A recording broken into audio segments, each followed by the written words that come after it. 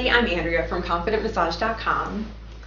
I was recently asked by a friend of mine who is aware of my status as a spa junkie, a spa employee, a massage therapist, an esthetician, and somebody that has focused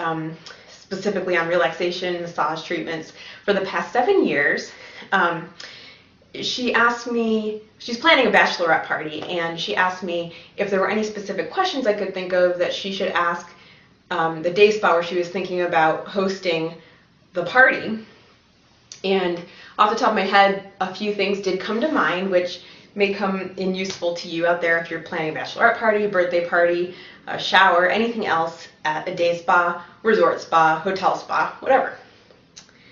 I can tell you that in the past, at the day spa that I used to work at in New York, and then here at the resort spa where I work in Las Vegas, that if you call ahead and speak with management regarding a larger group of people, if you can give information such as the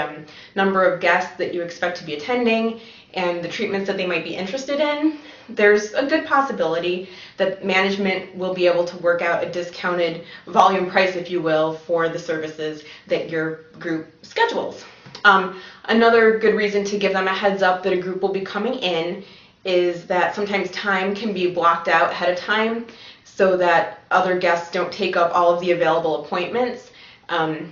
which would be a real inconvenience if half the people in your party waited until the day of, assuming that they could book a treatment, and they would probably get really disappointed to find out that all the openings were taken and they just hang out in the spa while everyone else gets a massage or a facial.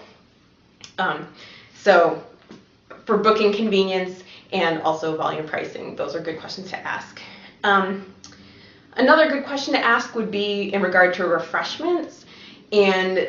the policies and laws concerning the consumption of alcoholic beverages in a spa will vary depending on locale, as well as policies involving bringing in outside food items as opposed to ordering them from room service or a specific caterer that the spa does business with. I know that in the past I've seen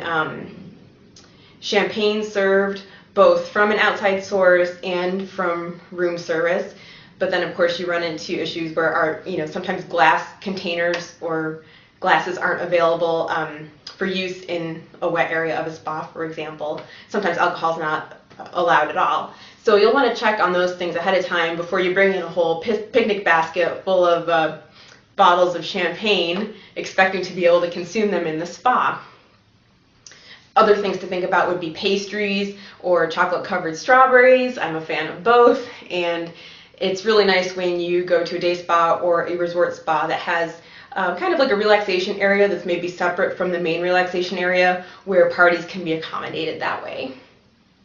Another thing to consider is that you'll probably want to have pictures taken at the event, nothing formal of course, but you'll want to have some memories preserved on film. So something to keep in mind is that many spas have no camera policies for obvious reasons. You've got a locker room in there, you've got guests changing that probably wouldn't appreciate